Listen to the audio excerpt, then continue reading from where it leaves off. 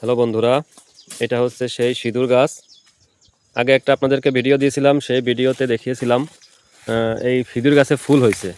আমি বলছিলাম যে ফল হইলে আপনাদেরকে দেখাবো যে ফলটা কেমন হয়। এখনও পাকে নাই, এখনও কাঁচা আছে, কিন্তু এর ভিতরে এখনও যদি ভাঙা হয় অল্প অল্প আপনার রং পাওয়া যাবে, ঠিক আছে। কিন্তু যখন পরিপূর্ণভাবে পাকবে তখন এটাতে প্রচুর পরিমাণে রং হবে।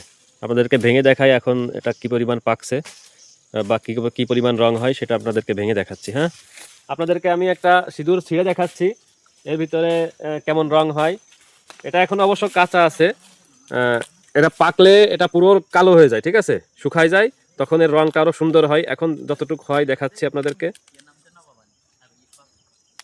এই দেখুন, এর ভিতরে এই যে যে দানাগুলো আছে, এই দানাগুলো দেখতে পারতেছেন, এই দানাগুলোই হচ্ছে এক একটা রঙের ডিব্বা বলা যায় আর কি।